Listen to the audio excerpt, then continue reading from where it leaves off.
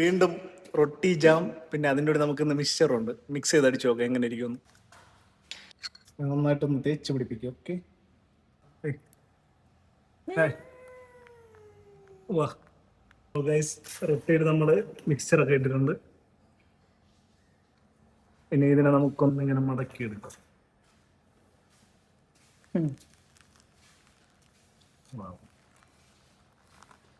Okay, ഇനി രണ്ടപ്പോൾ mixture ഇട്ട് ready ആക്കിയിട്ടുണ്ട്. ഒന്നിലും മിക്സ്ചർ ഇട്ടിട്ടില്ല, അവന് മിക്സ്ചർ വേണ്ട. അപ്പോൾ എന്തായാലും കഴിച്ച് നോക്കിയിട്ട് പറയാം. ഇങ്ങനെ ചായയുമായി അവൻ എത്തി ചെന്ത് സാധനം ഒന്ന് കഴിച്ചു നോക്കാം.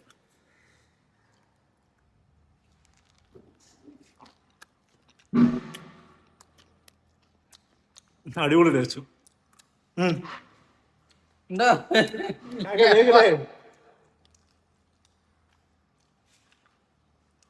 कैसे लग रहा है?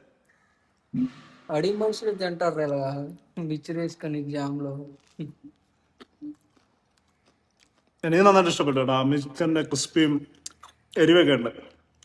സാധനങ്ങളോ പൊളി. ഇവനെ പിടിച്ചില്ല, ഇവൻ മിക്സർ ഇടുന്നില്ല. ഇപ്പോൾ ചായ കുടിക്കുന്നു, അത്രേ ഉള്ളൂ. ബായ്.